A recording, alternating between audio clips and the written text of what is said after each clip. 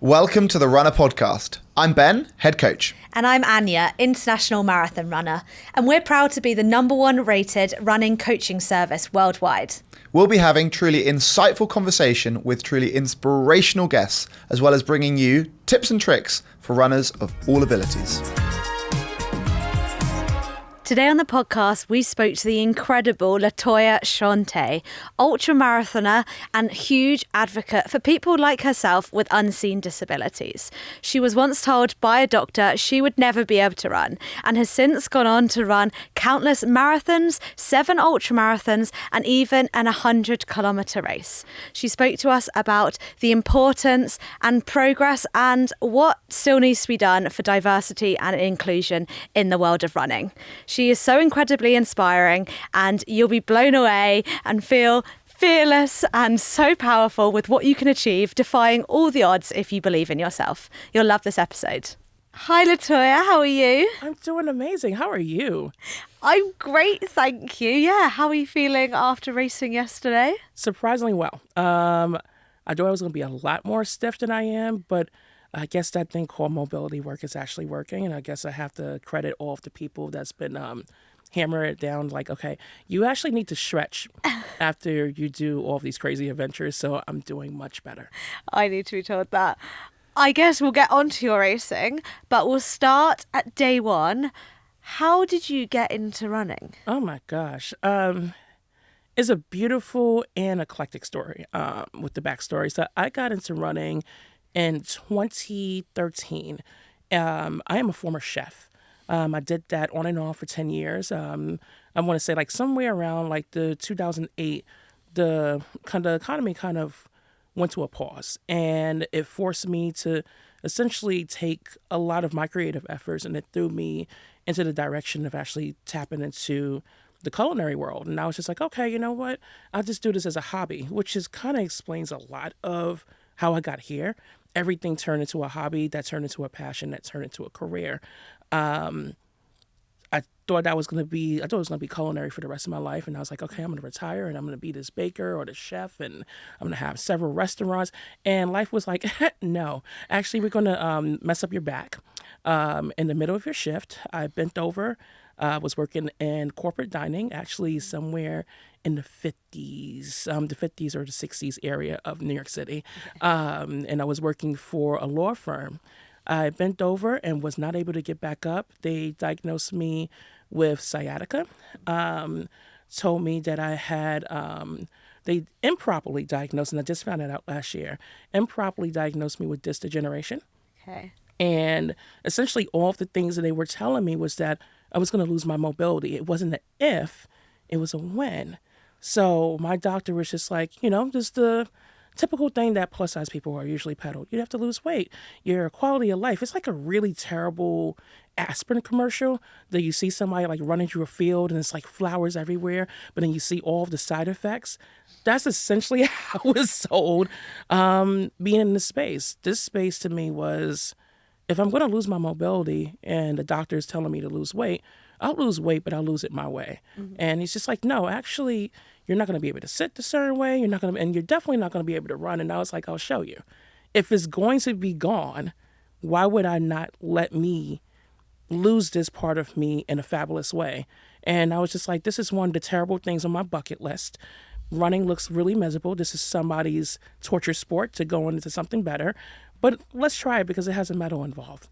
And next thing I knew, I ended up falling in love with the community. That's really what kept me here. So shout out to Bed-Stuy Black Girls Run, which I've watched that group blossom into a movement that I just did not see.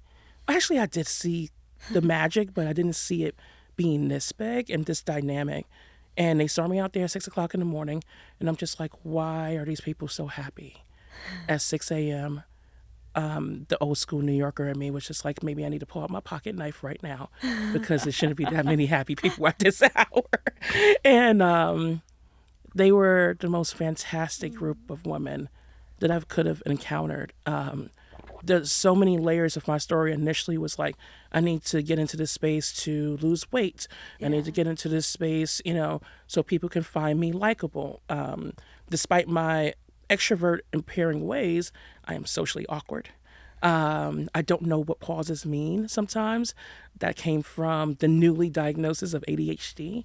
I wasn't used to being the popular kid. And I walked around with this layer of, you don't trust women, because of the culture I grew up in the 80s and 90s, where it was like, you lean into women, but I don't know if I can actually open up fully. It was this layer of hurt that I walked around with, like the world is going to attack me and get me, and people are going to be here to elevate you and disappoint you. Yeah. Getting into this community, I received so much love, and I had some hard moments. But what it's taught me is that there is a strength and a power to vulnerability. And that's what this community gave me. So it was something that was supposed to be a one and done. I was like, I'm going to go into it and I'm going to do a half marathon because I'm extreme. It can't be a 5K. It can't be a 10K. No, it has to be a half marathon because I have to show them I'm a boss. And if I'm going to do it, that's right. I'm going to take this to my doctor and tell him, look what I did with my broken back. And thank God these girls was like, okay, slow your roll. We're going to teach you how to breathe. We're going to teach you how to open up your stride. We're going to teach you how to actually have fun and not look at this as a torture sport. And that became the ultimate remix to how I looked at running. And all I kept thinking to myself is, maybe I'll actually find a way to be able to do some form of storytelling with this. And essentially that's how I ended up creating this blog called Running Fat Chef, like 2 or 3 years later, where I was just like, this is actually pretty cool, so that's how I actually got into the sport. So it very much was the case that your doctor said that you couldn't do it. Yeah, it was. And so you started, and then you found this incredible community that kind of taught you how. Yeah. And what did the doctor say when you came back to him, presumably having completed a half marathon? Even with I'll kind of crush the story for people. Weight loss is not the solution to everything, and that is my very strong opinion, and there is a lot of science back to that. Too long didn't read. Even with me losing the weight, the doctor still insisted I still lose the weight. I still was not enough in his eyes. And he's just like, okay, well, certain things are improving, but you still have back issues. And I was just like, okay, well, you said it was a when and not an if. And I just started going out there looking for other answers and solutions. Honestly, another part of the story of how I got into it was like almost like different people and communities became my influencers before the influencer movement kind of kicked in. One of my friends, a MySpace buddy now, sorry guys, I'm kind of telling you I'm old. During the MySpace era, when I did online poetry and then essentially became like this traveling poet, I met my friend Rob Covell. He's an everyday person, but he's from London. We had this online friendship. He said he was going to do a half marathon, and I was just like, if he's doing one, I'll do one. He always reminds me anytime I tell this story to tell people he didn't actually go to his race. I did. And he's like, that's amazing you're telling people this heartwarming story, but can you tell them that I actually didn't show up? And I'm like, that's not the point here, Rob. I'm sorry. Like, thank you for getting me into this, But yeah, like even with the doctor seeing all of that, it was like, okay, that's great, but it's still not enough. And what I recognized even in this space at the time, that language was kind of coded everywhere. Yeah. Where when I go into run clubs, even when they're open, there was really no home for me. So when I would go to certain training clubs in a city, the paces were 10 plus minutes. And I ran significantly faster than what I do now. Like right now, I'm the person that they consider walking. I am the 18, sometimes 16 and a half, but I am most likely the 18, bad back days, 19, fuck this shit, 20. And I still consider myself worthy to be out there. And at that time in 2013, 14, 15, 16, that was non-existent. It was like the races would typically cut off at 13:30 a mile. If you're not off that course, guess what? There are no medals. There are no water. We might leave it open for 15, but everything's taken down.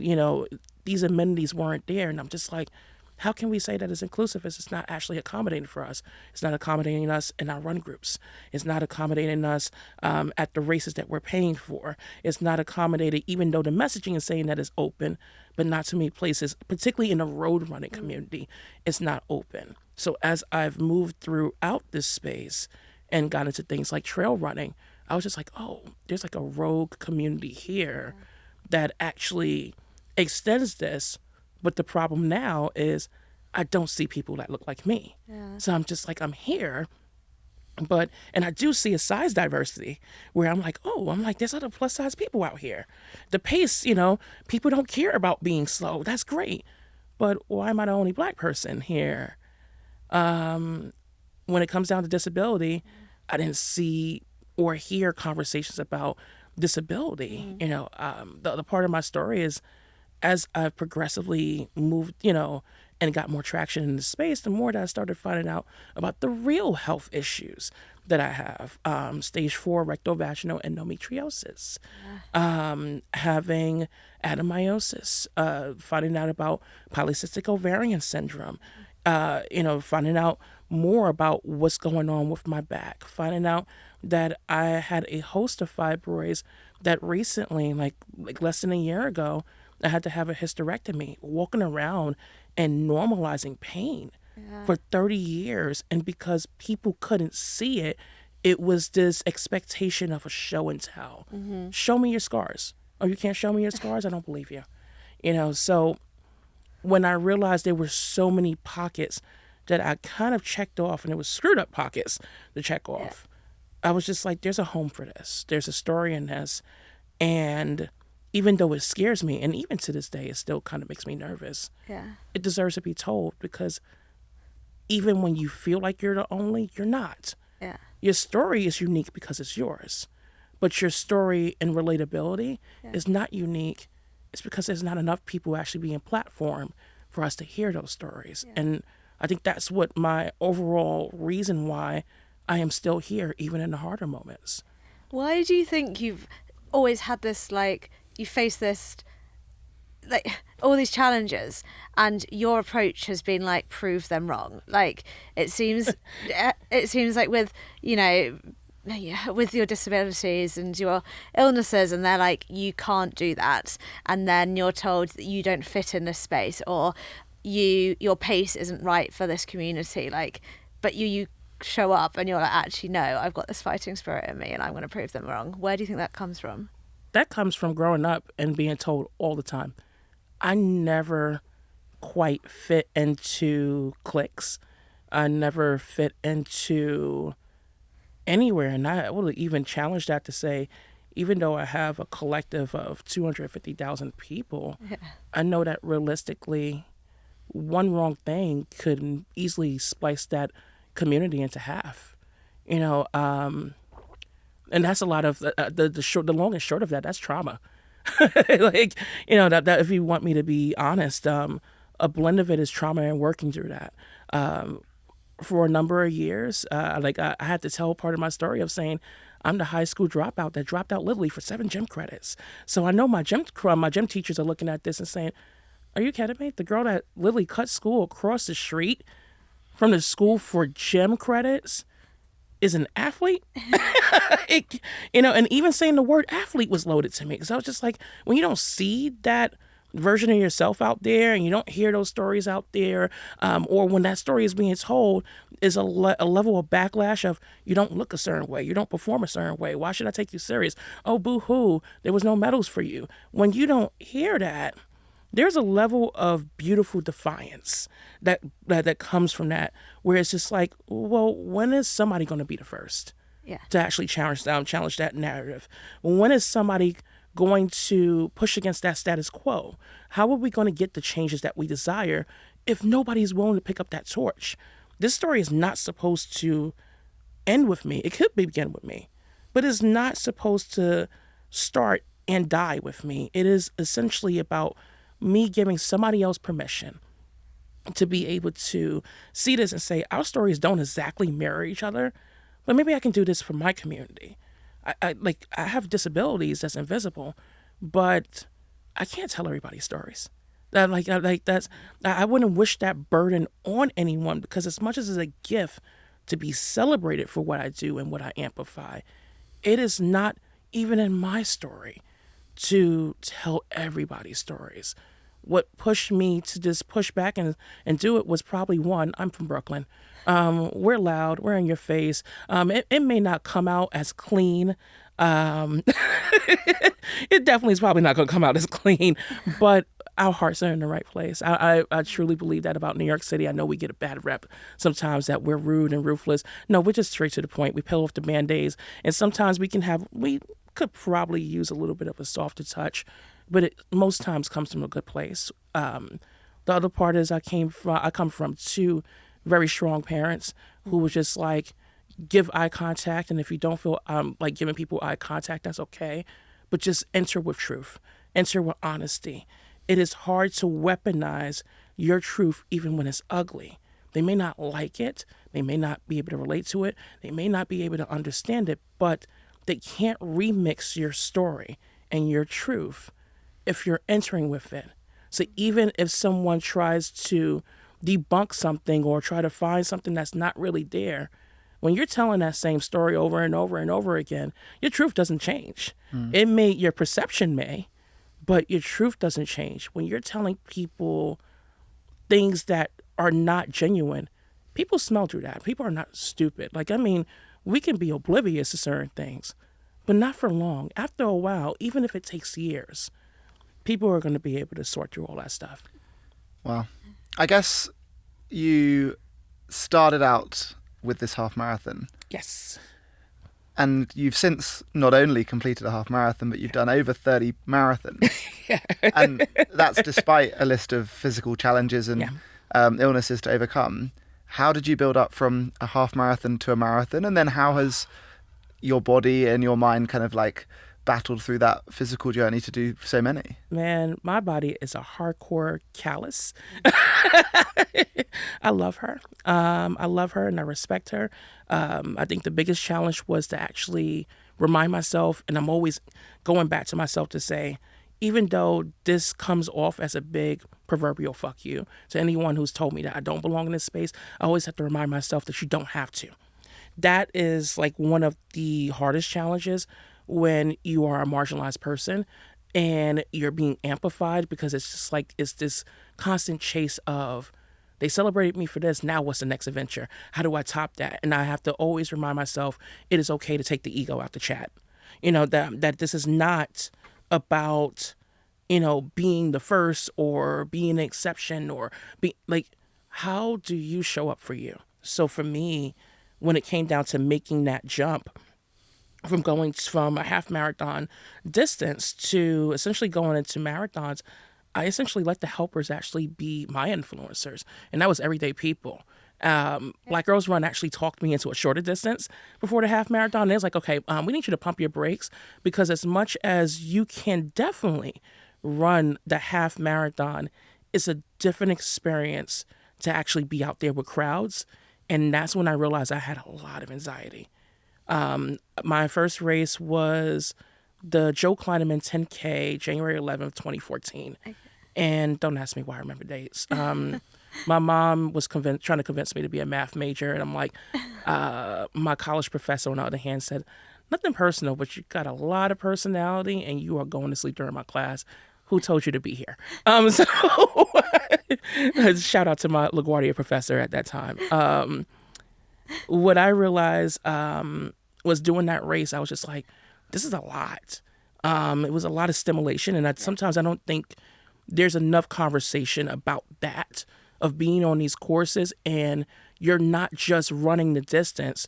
It's you now have to develop almost like open yourself up to taking the praise and the celebration, but also remind yourself that you're focused on the goal. That's for you. And then your heart is going like this. It's just beating, is exciting. And it's just like, oh my God, what if something happens? What if I fart, turns into a shark? What happens if these worst case scenarios start to surface? And some of those things are more of a mental challenge you may not have prepared yourself for. Mm-hmm. At the last 800 meters, I'm crying. I'm melodramatic. Oh my God, I don't know if I can make it through it. And my friend, Ngozi and Odita, who was at, I think she's still part of Black Girls Run. She is like screaming at me, like, go, go, go. I have my friend Ethel, who I look at as like, she's like my older auntie. Because when I say some things that's off the hook online, she will say, girl, I love you, but you know that is a lot. And I'm like, okay, I'll pull it back. They pretty much pushed me to go on. At the end of that race, before I even caught my breath, my girl says, so when are you going to sign up for a marathon? And I'm like, excuse me? I was like, I didn't even do the half yet. So I ended up having the message built in right there. And it was just like, all it takes is for one person to believe in you sometimes. Or for one person to give you the suggestion of you're capable of doing more. And that's essentially how it became for me, where I was just like, at first I was chasing the idea of I can prove this doctor wrong. Or I can prove that I can do these things despite having these medical conditions. It took me into the space where it was just like, maybe this can be kind of fun. To now I have a community. The community has changed into, I have a community and I get medals and stale bagels. And now this is remixed into, I can actually travel with this, which is essentially what made me get into like half marathons more often. It got me into the full marathon, and I was just like, oh, this sucks. And my body feels like a pain cave, but there's something strangely addictive about it, to making it a personal mission of how can I actually show other people without jamming it down their throat? Because I do find it kind of annoying where my runner buddies are only talking about running all day long. And I'm like, baby, I just want to enjoy this meal. It's like, how can I get and make a strong suggestion to take a chance to actually take this sport on for a chance, and just doing it by telling my own story. And miraculously, this has taken me to places that I never thought I would travel alone.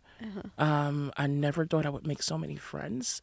I thought I would never hear so many unique stories, and I never thought I would hear so many TMI things that are not TMI, or finding myself in the middle of a desert at mile 55 and bonding with someone. Was it the 100K Ultra? That was my 100K Ultra.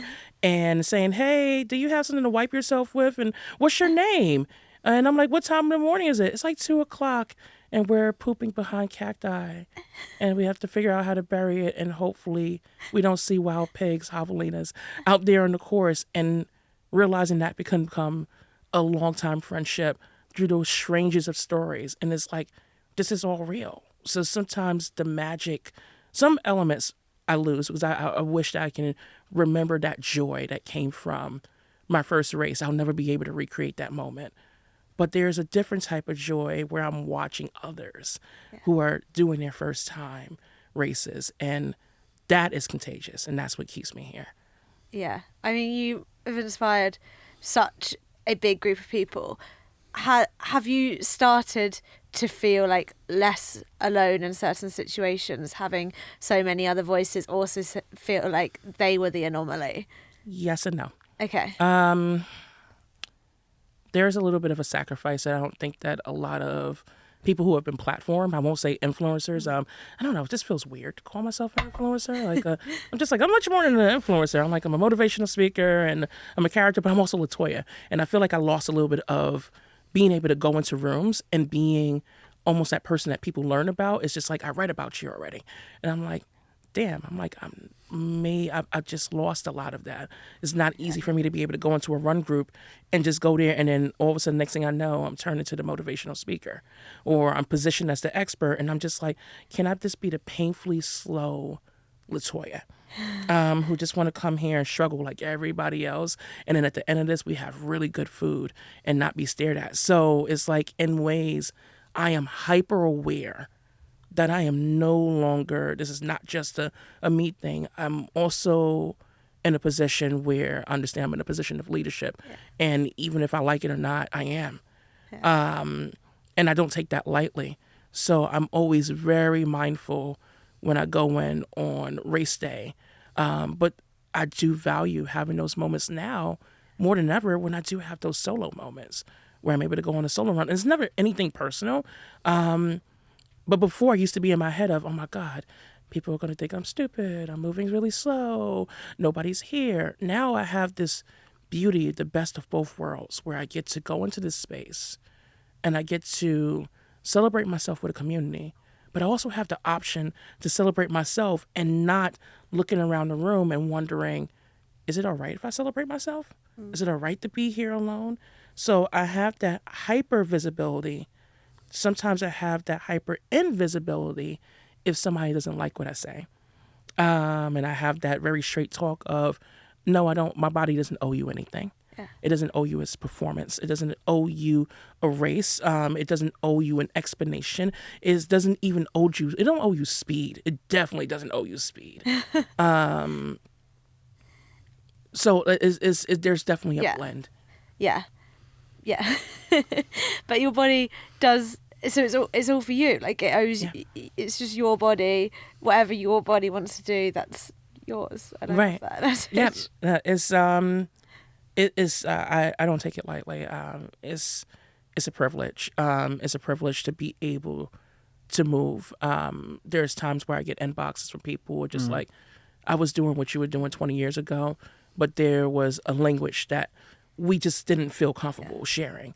And you are part of a really big movement that's debunking a lot of the toxic language that's out there when it comes to conversations. And I apologize to anybody if this is a little triggering, but things like disordered eating. I was a person who fell into that. I was the person who got significantly faster. I know what it is to be in the middle of the pack, to go from back of the pack to going into the middle of the pack, hearing some of the conversations there, enjoying it, and then fighting really, really, really ridiculously hard of, I don't want to lose this community. Yeah. When we talk about eating disorders in particular, where sometimes people hear or see the artificial things, we think about it from a position of, it's a look. Sometimes it's a mental state. Yeah.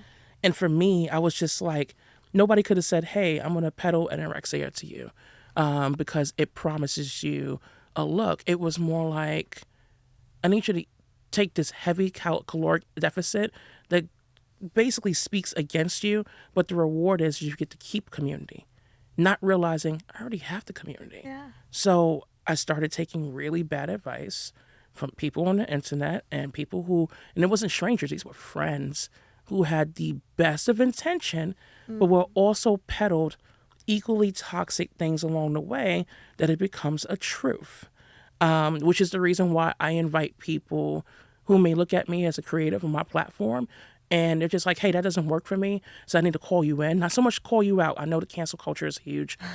Whatever. It's a matter of if you see your favorite person out there saying something that's a little questionable, you don't have to be an asshole about it. But you can say, hey, listen, let me inbox you on the side. Where did you get that information from?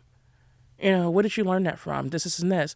And that person has the option to say yes or no, or, hey, I'm willing to entertain this conversation or not. But you've now put them on notice of this may not be okay for everybody else. I think that we need to bring it back to a place where we can respectfully disagree on certain topics. We can agree that, hey, our goals don't have to align. So there's a huge responsibility that comes with having this platform where I'm like, you don't have the privilege of being invisible. But the hypervisibility sometimes is a lot to process. Have you seen progress in inclusion, diversity in the running space? Oh, okay. Let's see if y'all like me for this one. I've seen a lot of performative progress in this space, but I see and experience and benefit off of the real changes that's happened. The real changes are very, very slow, but they're happening.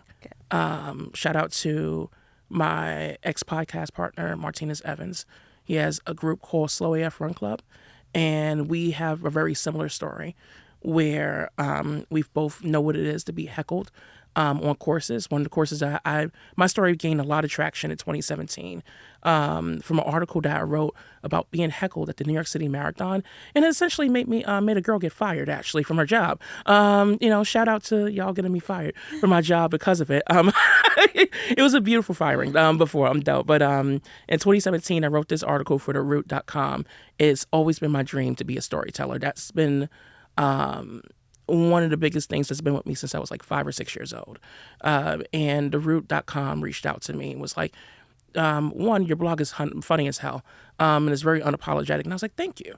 And it was like, how would you feel about contributing an article? Do you have a topic? And I was like, well, I kind of got heckled at the New York City Marathon. This is before Brittany runs the marathon. I was like, I got heckled at the 21st or 22nd mile of the New York City Marathon. And the person told me it was going to take my fat ass forever.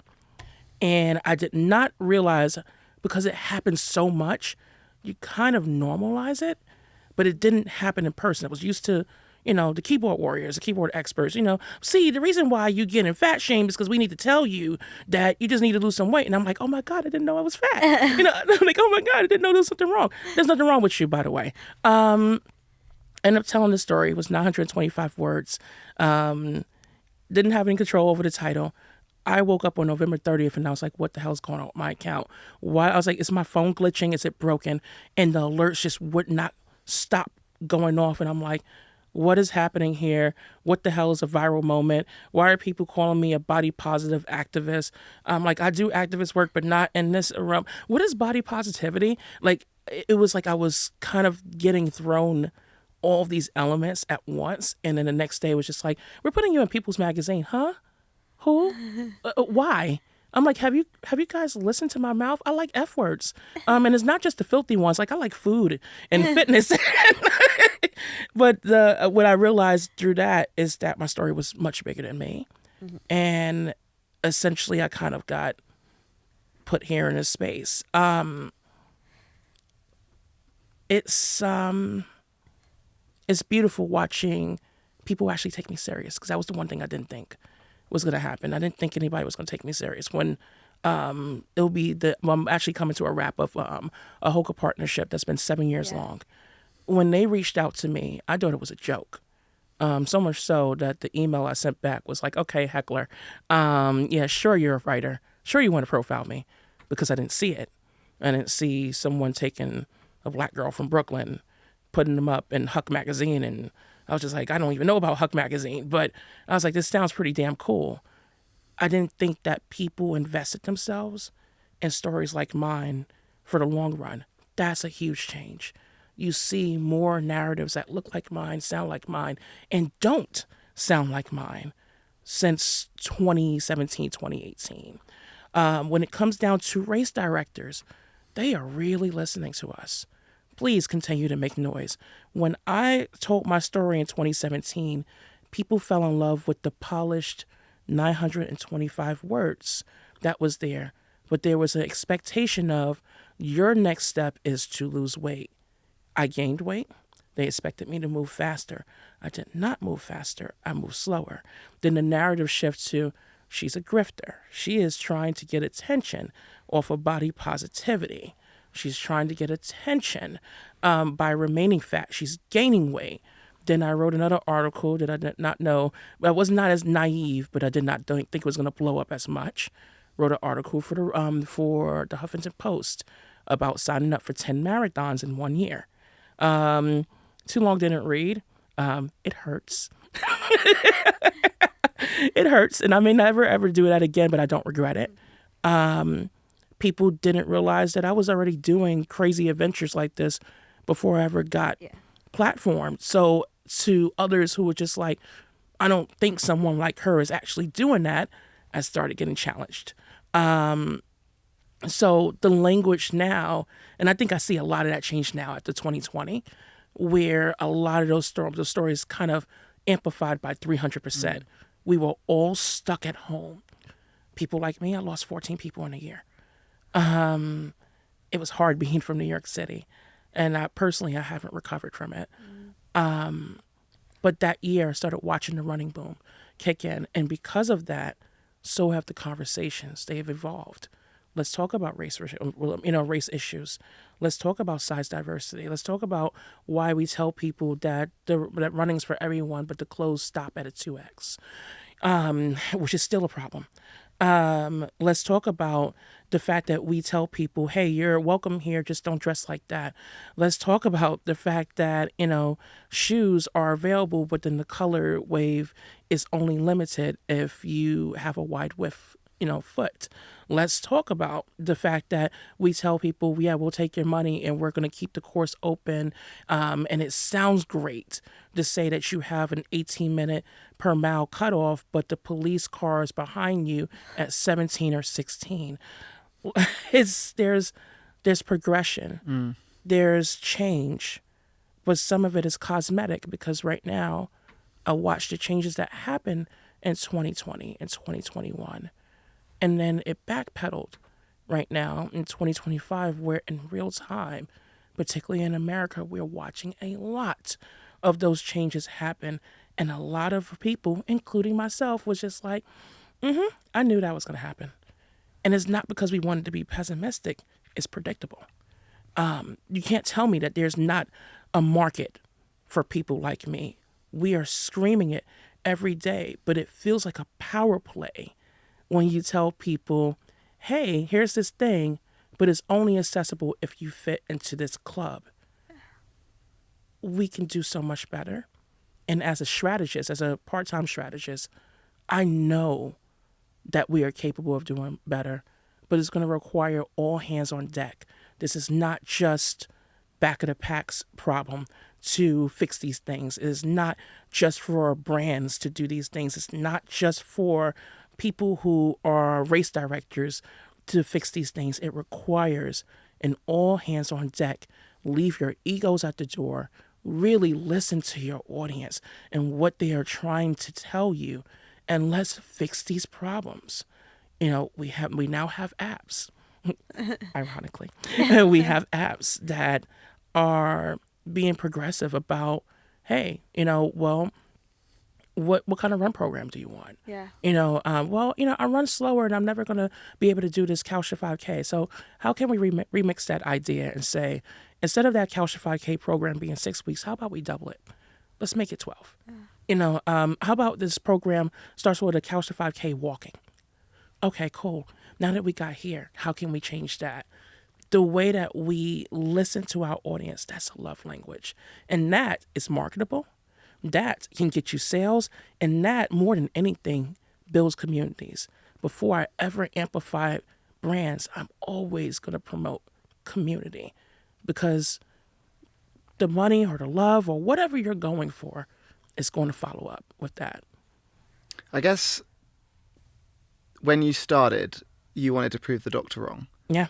And then you implied that you wanted to run the marathon distance because rather than proving someone wrong, you had the spark that someone believed in you and that was possible. Yeah.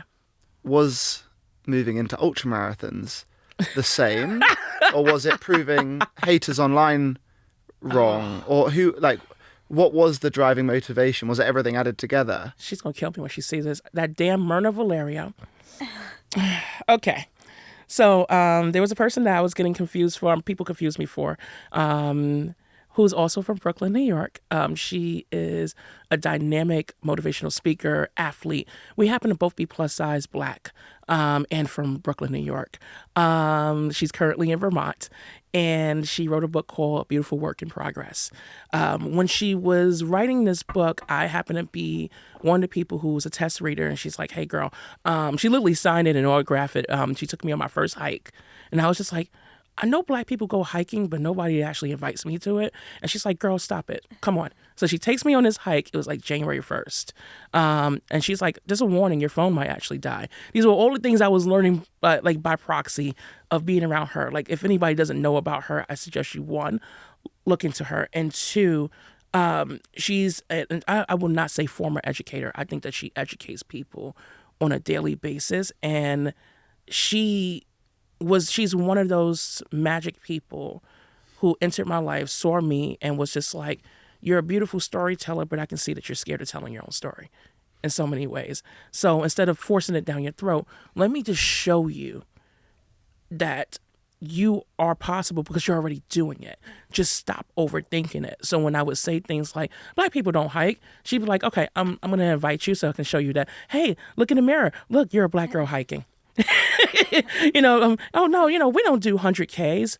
And she literally wrote in her first chapter about this race called Javelina 100K. And she was like, she's like, I'm sensitive about my shit. Tell me what you think about my book. And I remember texting her and saying, girl, we don't do that type of shit, referring to Black people.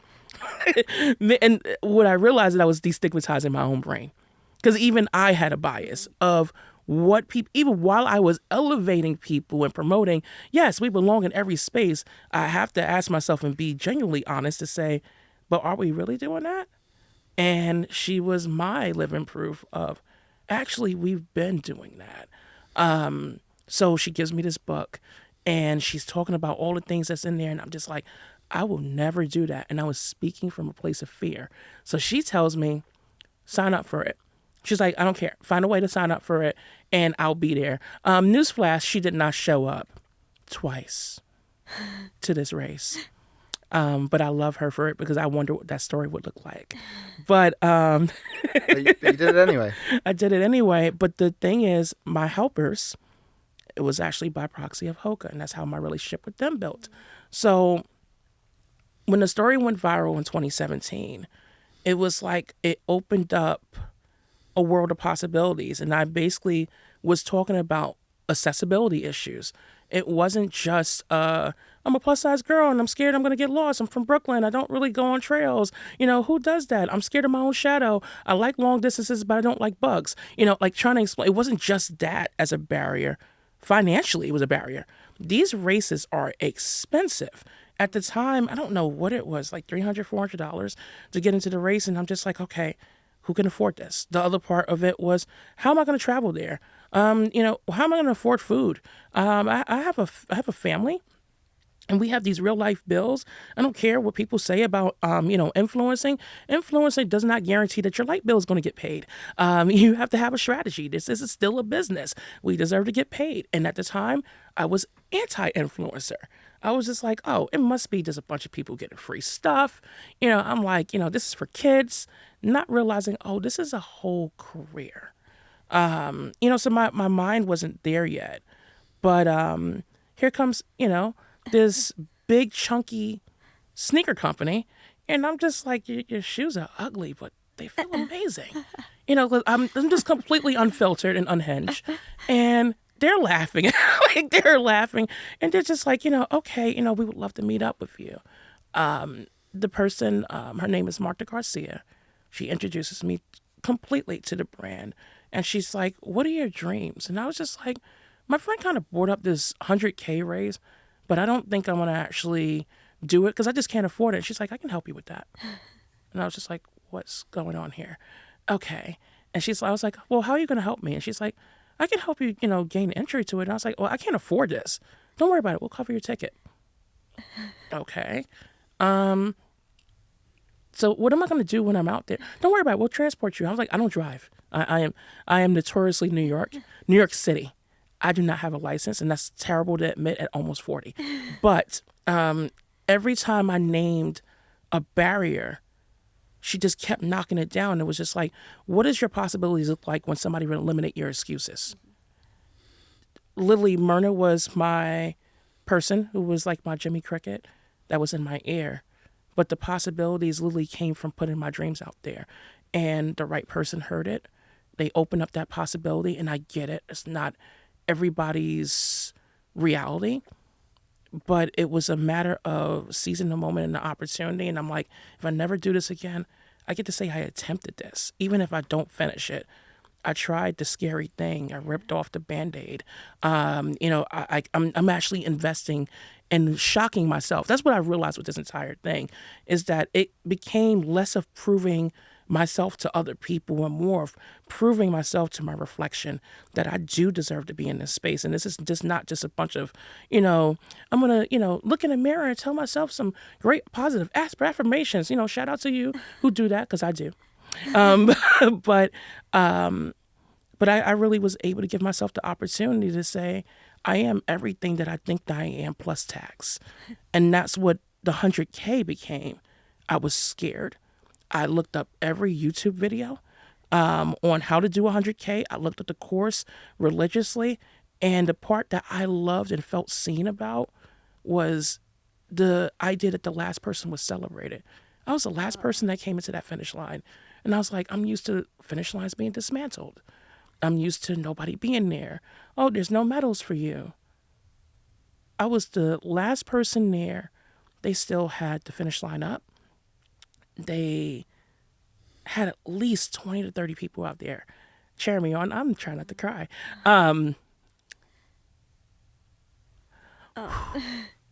Congratulations for doing it. That was 2018. And I still feel that magic that I just want more people to feel. And that was the thing that told me my story is much more and much larger than me. And we deserve to be celebrated too, regardless of what distance. It could be your first 800 meter. It could be your first 5K, it could be your first 100 miler.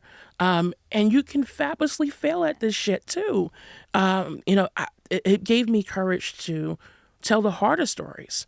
I remember the opposite way of this going, where I'm like, here I am. I did the 100K that year in 2018. 2019, I tried to do a 100 miler and I DNF'd, but with a larger platform who did not approve of me. And it was just like, look at this girl going out here doing this for clout. She's doing this for attention. I made it to the first loop and it humbled me so much. I did rookie mistakes. I kept on my wedding ring. My fingers swole up in the desert. For anyone who is not familiar with going from a climate like New York City, where it's humid, the humidity does not exist in the middle of Arizona in a desert. So by the time that you feel like you're thirsty, you're already in danger. There is a thing called overhydration. I did that. So my body started swelling. And in turn, it got really violent, where it was just like, now I have to make the harder decisions of, is this even safe to go on further? And I call her my guardian angel. It was a woman that was at the medical tent. And she's like, you could, but I don't suggest you should. And I felt like those stories needed a home too. So I started talking about that. I started talking about the DNFs. So as much as I tell people, hey, I'm a 30-time marathoner, I'm a 7-time ultra runner, I've completed the highest distance of 100K, I am an 11-time DNFer. And I am proud of every single last one of it. So I can call out all of the accolades, but I can also call out all the things that people call as low moments. Oh, we're not supposed to talk about DNFs. Oh, we don't talk about Bruno. No, we talk about him here. Everything. We talk about everything. Let's talk about what it is to fabulously fail. Let's talk about what it is to come into a finish line with blood running down your legs because your menstrual is like, hey, I'm not invisible today. I'm very visible. 2019 New York City Marathon, I finished the race. I helped somebody come across the finish line, and she looked at me and she's like, oh my God, you're bleeding. And I'm like, I've been bleeding since mile 14 and there's nothing I can do about it. And it was my medical issues coming out to show itself. I got heckled. I got told that I was attention seeking. I got told that you just don't do that. I got called nasty and disgusting and all these vile things. But what happened was I also got emails of thank you. Yeah. It takes a lot of courage to go out there and do that anyway, to tell people in inbox, well, how do you go around and move with endometriosis and you have all this pain? Well, you know what? I wear this thing that 60-year-olds usually wear, and that's called the pins.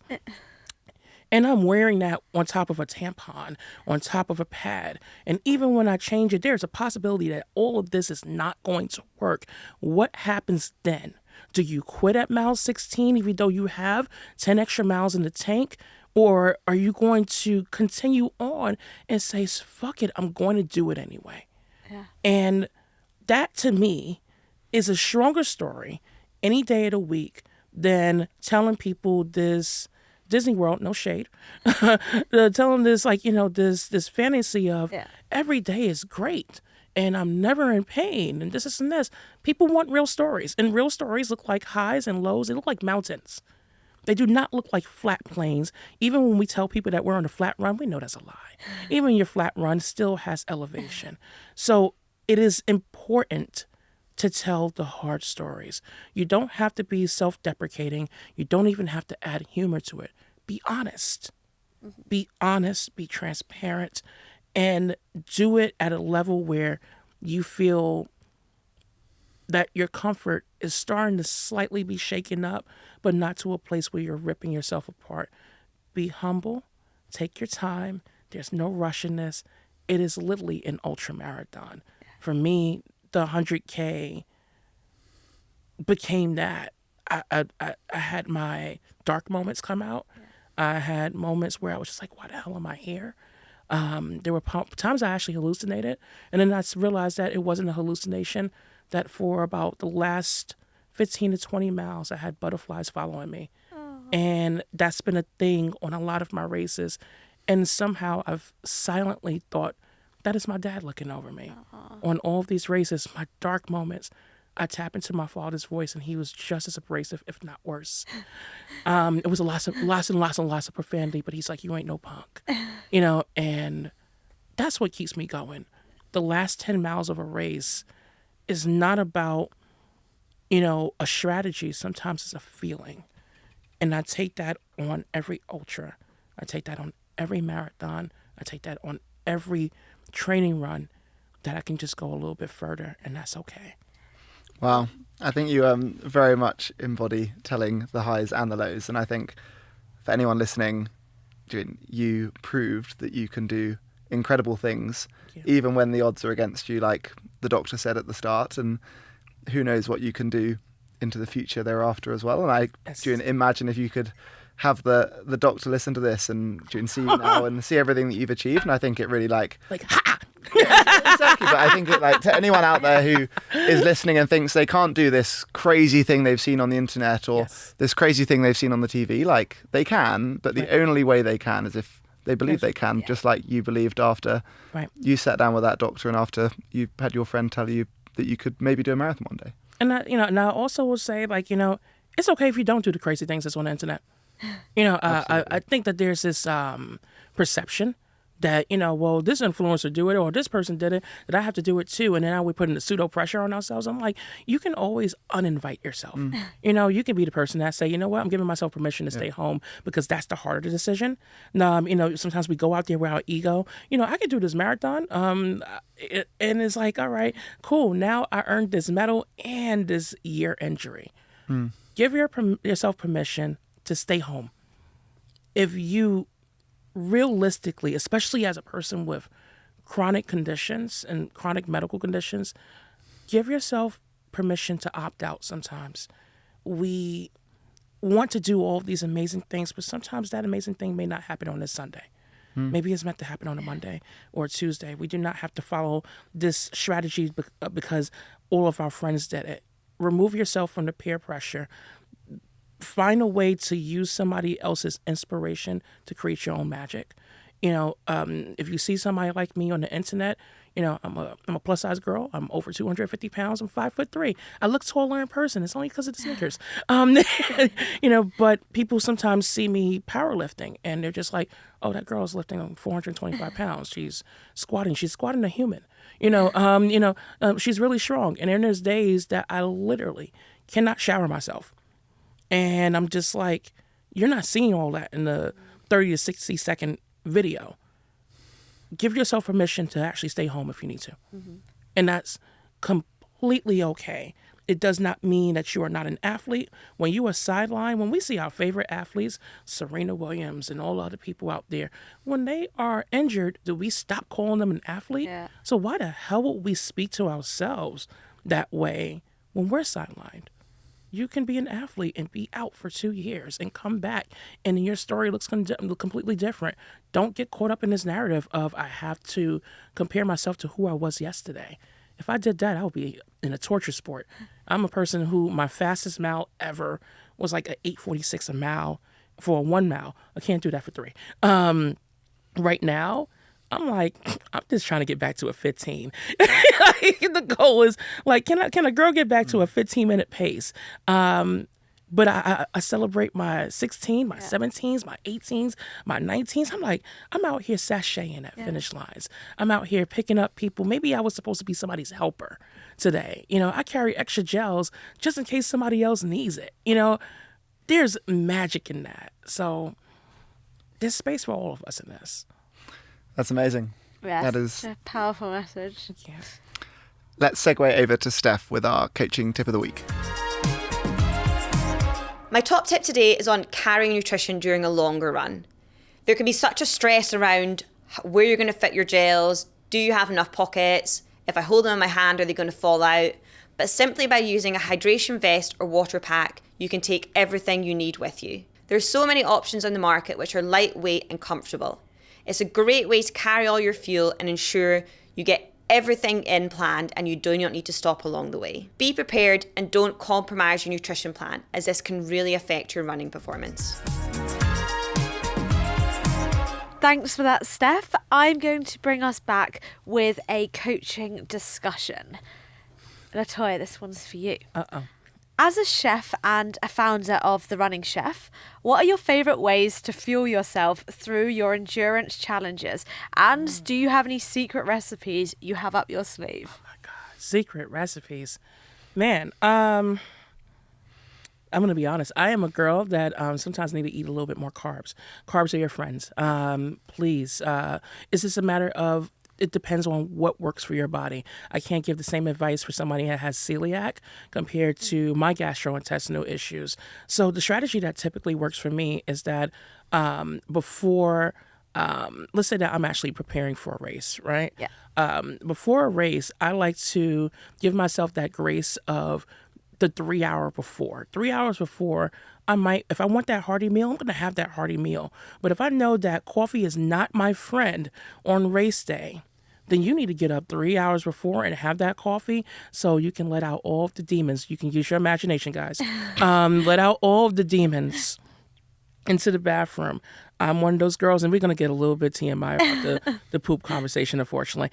I'm a person that I go through race day jitters, whether it's a 1 miler or it's a ultra marathon. So I make sure that I'm eating enough to buffer me for the first several miles that's out there. Things happen. We think that we have our strategy down and we get caught up with seeing a friend out there in the course. Next thing you know, that window of taking a gel every 45 minutes has now turned into an hour to an hour and a half.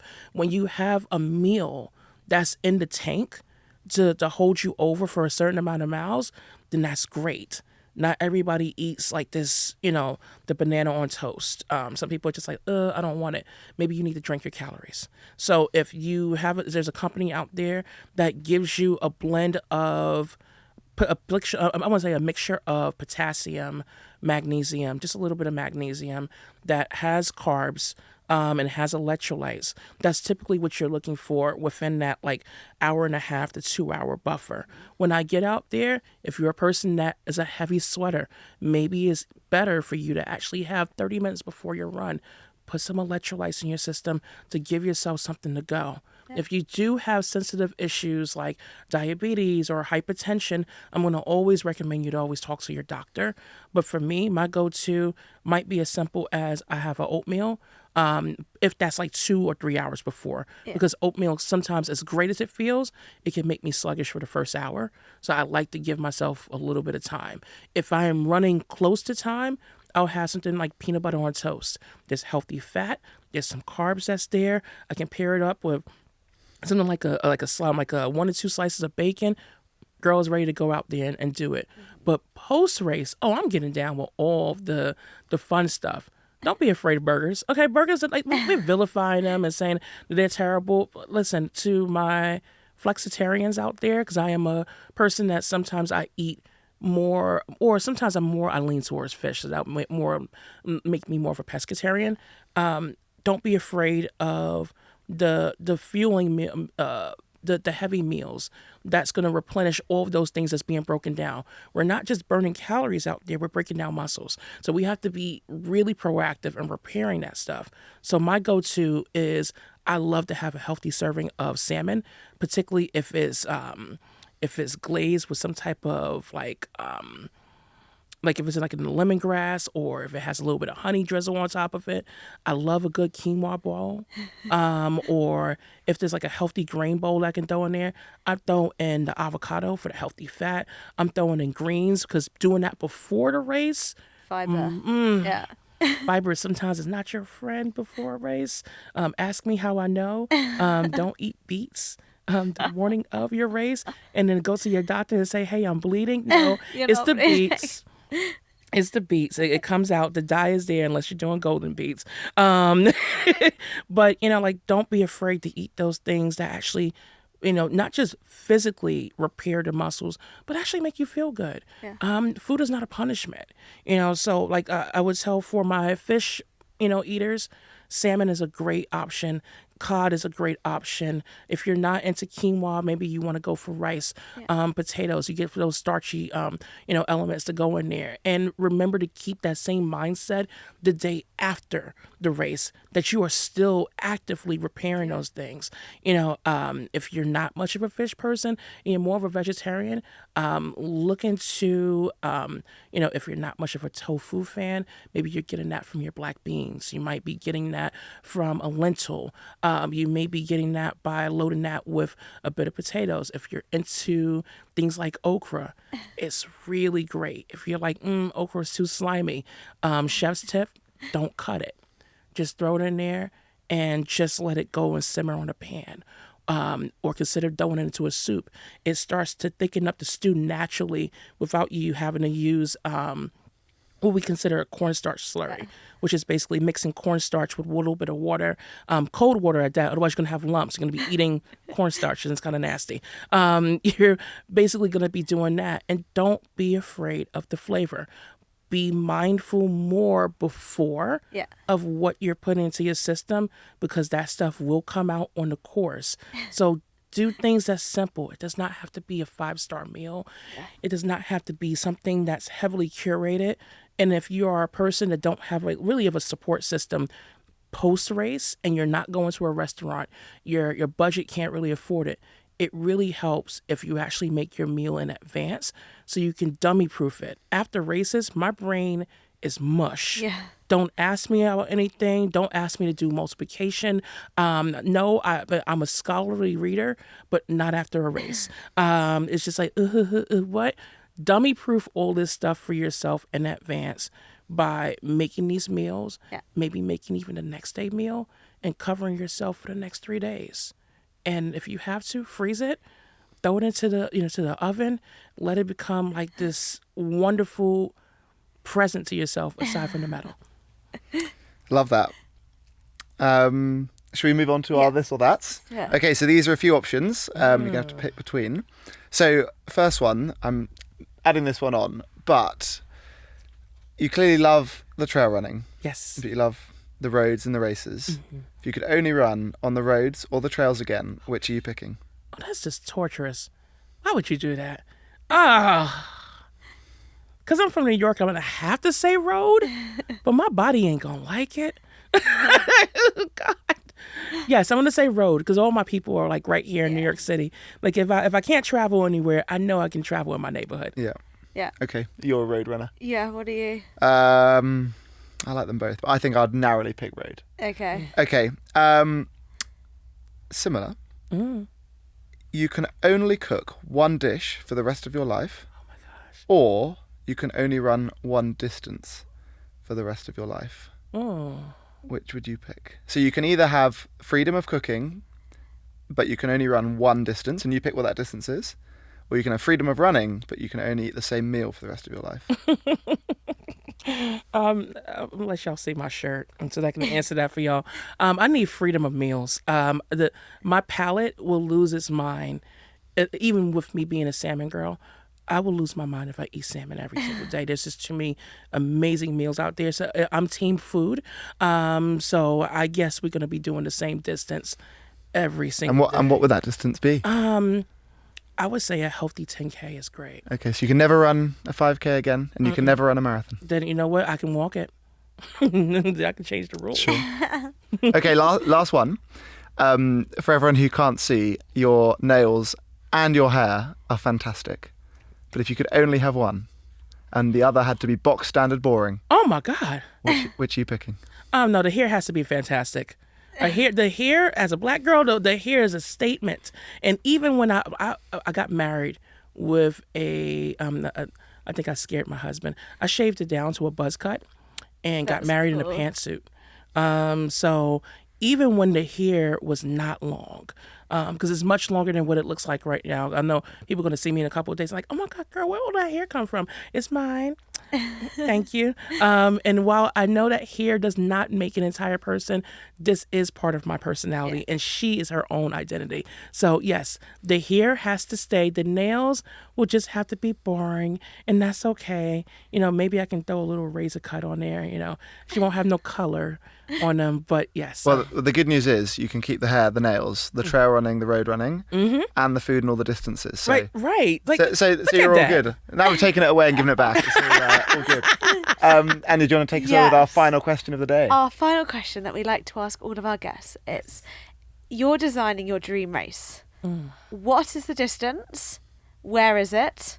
What food and drink at the finish? And who will present you with your award? Oh my gosh. Okay. See, I thought about this question really hard. So it's going to be a little extra, y'all. Okay. So Samuel L. Jackson has to be the person that's going to be like taking me away with this race. Like he's going to be out there screaming out like all of our favorite obscenities, just because like Samuel's amazing. The soundtrack is going to be Kendrick Lamar. Because he's just part of the culture right now. He's just out here canceling people. And I love it. He's my favorite Gemini because I'm a Gemini too. I take that back. I'm a Prince girl. If I can bring Prince back from the dead, he has to be in this soundtrack too. When it comes down to the distance, that's going to be a hard one. Just because I want the accessibility to be there, it's got to be a fun 5K that I can do, and the place would be in my neighborhood. I am a Bed-Stuy, Crown Heights, East New York. I'm shouting out all the neighborhoods, but I would love for that to be in some place of Brooklyn. So I can actually be able to show people my home. Show them why I have so much Brooklyn pride, why I will rep us to death, even when we had a terrible reputation at one point. I would love to be able to show people the history, to show people the evolution, to show people, because I'm a little bit of a history buff. I would love to just be able to show people a bit of the culture and what made it magical, the highs, the lows, the things that was there. The food has to be off the hook, because there's no way. Your seasoning rack will be coming. And there's going to be something here for everybody. At that race, you got gluten-free allergies, baby, no problem. We're going to find the best dishes, and we're not going to disrespect you and only give you a salad if you're vegetarian. We don't do that around here. So, yeah, I think that Samuel L. Jackson would have to be there. We're gonna dig Prince up. We're going to make sure that he comes there. He's going to represent. And we're just going to have the best 5K ever. And I know that we usually celebrate first place people. We can celebrate y'all. First, second, and third, yes, we're going to celebrate y'all. But there has to be, at the end, there has to be a crown for the last person. That last person has to come in to the biggest, baddest celebration ever, like the way that you see at New York City Marathon. They've been doing that for a number of years. We're going to have a hype person. We're going to have a special hype person just for that at the end. I think we need to make something like that. That sounds like a party. It has to be. Like, I mean, like you can't do all these miles and suffer, even if it's only 1 mile. That's a lot for a lot of people. Like, I mean, I don't know, what is it? They always suggest 10,000 steps or something of that nature. And I'm just like, that has to be a made up number. But like, there's a lot of people who are sedentary, some by choice and some not by choice. And it's just like a mile is worth celebrating. So I look at it as, imagine what that 5K remixed could look like in a race where you get to actually experience the culture, talk to people, not feel the pressure of this is too much. So as much as I love my marathons, my ultras, and those longer distances, those shorter distances and shorter distance athletes, they need to be celebrated too. I think that they need a little bit more attention than what we're kind of giving it these days. Wow, that would be a fantastic event, fantastic race. So you have to make that happen one day. Well, thank you so much for coming on the podcast, telling us your story and sharing your fantastic energy. Thank you so much. And we cannot wait to see where you take your running next. Thank you. Thank you both. Today's podcast is powered by Runna. Runna is the #1 rated running coaching service worldwide, and whatever your running goal, whether you're looking to do your first 5K, improve your time over the 10K, or even run a marathon or an ultramarathon, we'll build you the personalized training for you to help you get there and enjoy the process along the way. If you want to download the Runna app, you'll get 2 weeks for free with code podcast25. And if you're already a Runna customer, you can head to the premium offers section where we've got a 15% off discount for you off any of our Runna merchandise. And if you enjoyed today's episode, please like, share, subscribe. And if you loved it, give us a 5-star rating. And we'll be back next week with another inspiring guest. See you then.